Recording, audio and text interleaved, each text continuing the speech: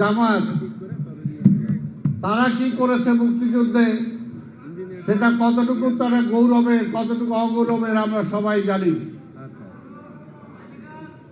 এবং বর্তমানেও তারা এই 5 আগস্টের পরে জাতিকে আবার বিভক্ত করার জন্য তারা ধর্মের স্লোগান নিয়ে আসলো।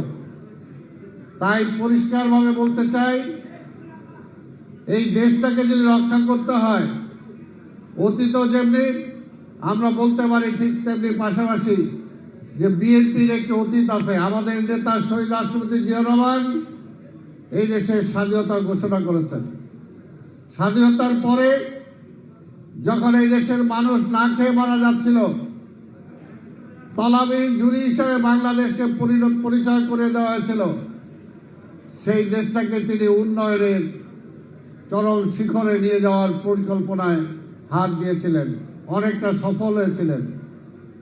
তার পরবর্তী পর্যায়ে সেই তার হাত ধরে তার চলে যাওয়ার পরে আমাদের নেত্রী বেগম খালেদা জিয়া এই দেশে গণতন্ত্র তিনি ফিরিয়ে দিয়েছিলেন,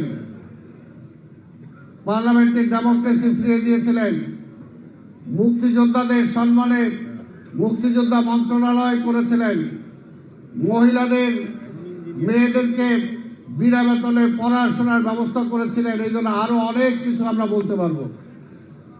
এবং তারই শেষ ধরে আজকে আমাদের নেতা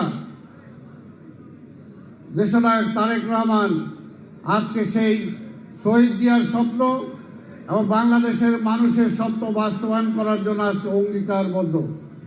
তাই আজকে সামনে যখন নির্বাচন, জনগণকে শুধু এই কথাটাই বলতে হবে যে আগামীতে বাংলাদেশটা কাদের হাতে নিরাপদ হতে পারে।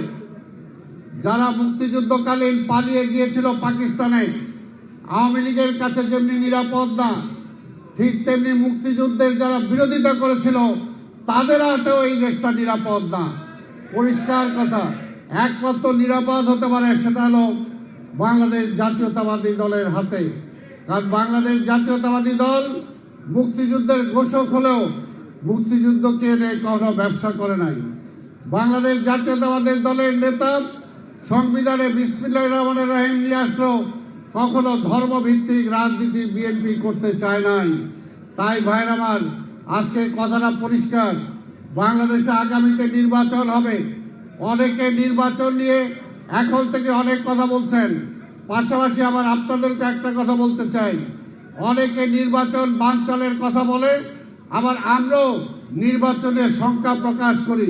পরিষ্কার কথা বলতে হবে, নির্বাচনের ছাড়া কোনো বিকল্প নাই। আগামী ফেব্রুয়ারিতে নির্বাচন হবে এবং একটা সুষ্ঠু নির্বাচন হবে, শান্তিপূর্ণ নির্বাচন হবে এবং এই নির্বাচনে ইনশাল্লাহ জনগণের ম্যান্ডেট নিয়ে বিএনপি ক্ষমতায় যাবে। তারেক রহমান আগামীতে বাংলাদেশের প্রধানমন্ত্রী হবে, এটা নিশ্চিত সহকারে আমাদের বলতে হবে। কোনো তালবাহানা নাই, কোনো এখানে আজকে এরকম অনেককে হত্যা করার জন্য প্রচেষ্টা নিতে পারে, গুলি করতে পারে, কিন্তু এগুলো করে নির্বাচনকে কি থামানো যাবে? নির্বাচনকে থামানো যাবে না। দীর্ঘ 17 বছর আমরা লড়াই করেছি একটি নির্বাচনের জন্য। সেই নির্বাচন আজকে ফেব্রুয়ারিতে আসছে, কাজে এই নির্বাচন আর কোনোভাবেই বানচাল করতে দেওয়া যাবে না এবং বানচাল হবেও না ইনশাল্লাহ।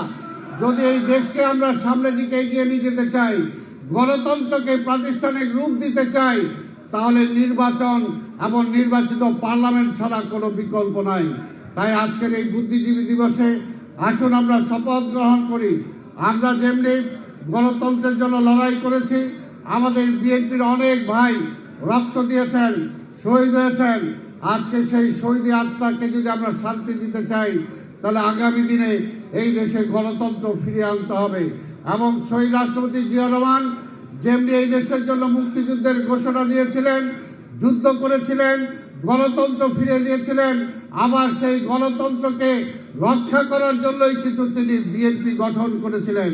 কাজে বিএনপির দায়িত্ব অনেক। যখন এই দেশটা সংকটে পড়েছে, সবসময় বিএনপি জনগণের পাশে ছিল। আজকেও দেশটা একটা সংকট কিন্তু এখনো কেটে যায় নাই, সংকটের মধ্য দিয়ে আমরা চলছি। কাজে এই সংকটের সময় আমাদেরকে দৃঢ় প্রতিজ্ঞ থাকতে হবে যে কোনোভাবেই কোনো ষড়যন্ত্র যাতে আমাদেরকে টলাতে না পারে এবং আগামী নির্বাচন যাতে কোনোভাবে ব্যাহত করতে না পারে, নস্যাৎ করতে না পারে। আজকের এই দিনে আসুন আমরা সেই শপথ গ্রহণ করি। এই কথা বলেই আপনাদের সবাইকে ধন্যবাদ জানিয়ে আমি আমার বক্তব্য শেষ করছি। খোদা হাফেজ।